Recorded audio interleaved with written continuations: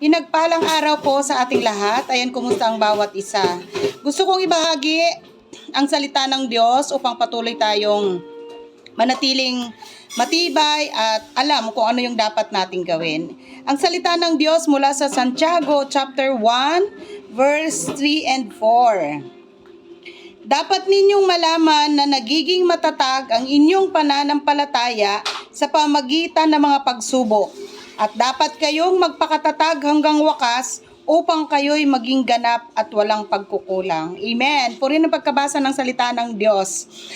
Dito, naiintindihan po natin na ang sabi ng kanyang salita, na dapat magkaroon tayo ng kaunawaan ng mga pagsubok pala na ating mga napagdaanan o ating naranasan ay hindi upang panghinain tayo o i-discourage tayo ng Diyos, kundi sabi niya, upang mapapatatag ang ating pananampalataya. So yung faith natin sa ating Panginoon, yung pagtitiwala natin, yung pag-asa natin, yung panghawakan natin ng mga pangako ng ating Panginoon. Kaya ikaw at ako, kapag dumaranas ng mga iba't ibang pagsubok, magtiwala sa Diyos dahil kailanman hindi niya tayo pabayaan. Bibigyan niya tayo ng lakas upang patuloy tayong mananagumpay sa mga pagsubok na ating pagdadaanan. So, ngiti lang. Magtiwala sa ating Panginoon. Let us pray.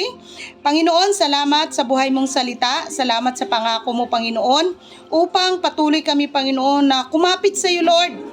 Lalo na sa panahon ng kami ay nakakaranas sa mga kabigatan. Salamat po, Panginoon, dahil mayroon kaming Diyos na pwede naming asahan, pwede naming isurrender ang aming mga buhay.